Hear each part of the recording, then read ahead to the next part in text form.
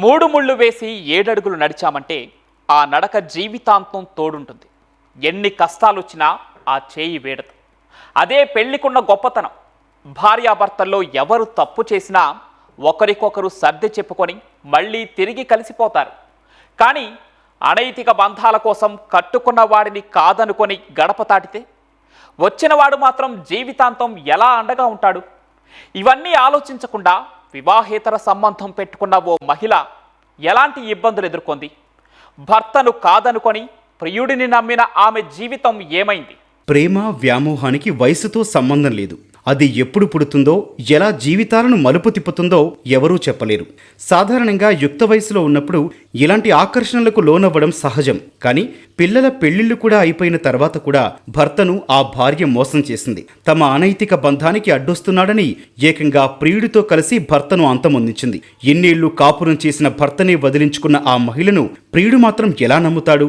తనతో బంధం కొనసాగిస్తున్నట్లే వేరొకరితోనూ సంబంధం పెట్టుకోలేదని ఎలా అనుకుంటాడు? మరి భర్తను హత్య చేసి ప్రియుడి వద్దకు వచ్చిన ఆ మహిళ పరిస్థితి ఏంటి?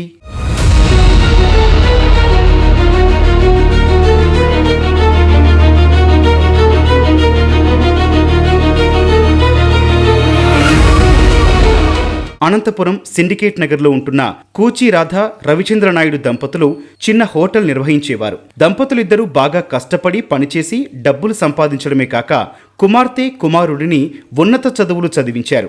వారి కష్టానికి అదృష్టం తోడవడంతో బిడ్డలిద్దరూ సాఫ్ట్వేర్ ఇంజనీర్లుగా పనిచేస్తూ పెళ్లిళ్లు చేసుకుని సెటిల్ అయ్యారు. కుటుంబ బాధ్యతలన్నీ తీరిపోవడంతో శేష జీవితాన్ని హాయిగా గడపాలని దంపతులు భావించారు. హోటల్ వ్యాపారం కూడా వదిలేశారు. కానీ రవిచంద్ర స్నేహితుడు చెరుకూరి ఆదినారాయణ కారణంగా వారి జీవితం తలకిందులైంది. మద్యం తాగేందుకు తరచూ రవిచంద్ర నాయుడు ఇంటికొస్తున్న ఆదినారాయణతో రాధకు వివాహితర సంబంధం ఏర్పడింది.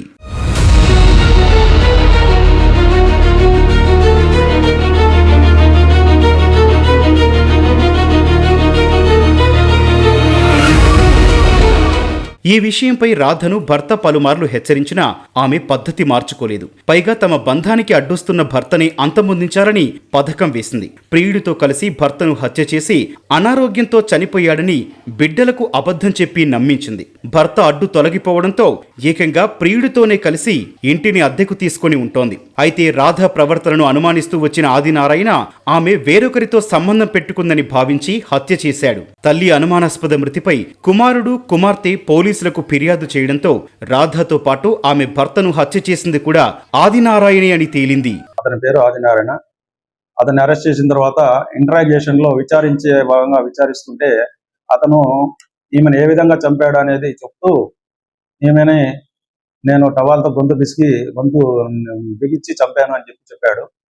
అందులో భాగంగా మరి నేను ఈమెతో అక్రమ సంబంధంలో ఉన్నప్పుడు ఈమె భర్త అడ్డుగా ఉన్నాడని చెప్పి ఆ రోజు అతనికి మద్యం ఎక్కువగా తాపించి అతన్ని కూడా గొంతు మీద నేను దిండు వేశాను. రాధ కాళ్ళు గట్టిగా పట్టుకోవడము చేసి ఆ విధంగా చంపాము సార్. కానీ అక్కడ మా మీద ఎటువంటి అనుమానం రానికోకుండా అతనికి ఆరోగ్యం బాగాలేదని చెప్పి మద్యం ఎక్కువ తాగుతుంటాడు కాబట్టి బంధువులను ఆ విధంగా నమ్మించి సాంప్రదాయ ప్రకారంగా శ్మశాన వాటిక తీసుకెళ్లి పూడ్చిపెట్టారు. ఆ కేసులో అతన్ని ముద్దాయిగా తేల్చి రాధా అనే మర్డర్ చేసిన కేసులో ముద్దాయిగా తెలిసి రిమాండ్ చేయడం జరిగింది. బంగారం లాంటి భర్తను హత్య చేసిన దుర్మార్గుడు తనను మాత్రం వదిలిపెడతాడని రాధ ఎలా అనుకుంది? భర్తను చంపి బిడ్డలకు అబద్ధం చెప్పిన ఆ మహిళ ఆ హంతకుడి చేతిలోనే బలైంది.